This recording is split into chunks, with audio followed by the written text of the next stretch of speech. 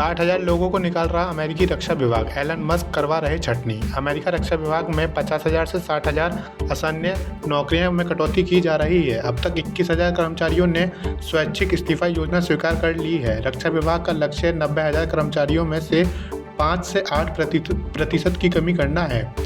For in the road योजना के तहत सितंबर तक कर्मचारियों को वेतन और लाभों के साथ नौकरी छोड़ने का विकल्प दिया गया है। यह कदम बजट में कटौती और सरकारी खर्च कम करने के लिए उठाया गया है।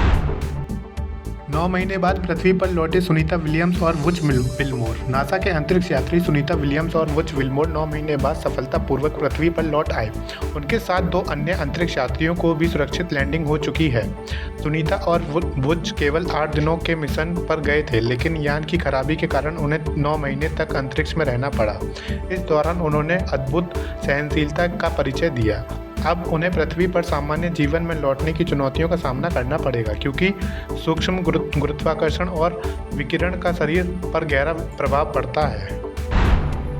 ट्रंप पुतिन ने की वार्ता, युद्ध विराम पर सहमति, लेकिन रूस ने खारिज किया प्रस्ताव। अमेरिकी राष्ट्रपति डोनाल्ड ट्रंप और रूसी राष्ट्रपति व्लादिमीर पुतिन ने रूस यूक्रेन युद्ध पर फोन पर चर्चा की। दोनों ने ऊर्जा और बुनियादी ढांचे पर हमले सीमित करने पर सहमति जताई, लेकिन रूस ने 30 दिनों के संघर्ष विराम प्रस्ताव को खारिज कर दिया। रिपोर्ट्स के मुताबिक पुतिन ने ट्रंप को फोन पर 1 घंटे इंतजार करवाया, जिसे अमेरिका के लिए राजनीतिक अपमान के रूप में देखा जा रहा है। संघर्ष विराम के बावजूद रूस का हमला, यूक्रेन ने लगाया वादा तोड़ने का आरोप। रूस यूक्रेन युद्ध को खत्म करने की उम्मीद उस वक्त टूटी जब रूस ने अस्थायी संघर्ष विराम पर सहमति के कुछ घंटे बाद ही यूक्रेन पर हमला कर दिया।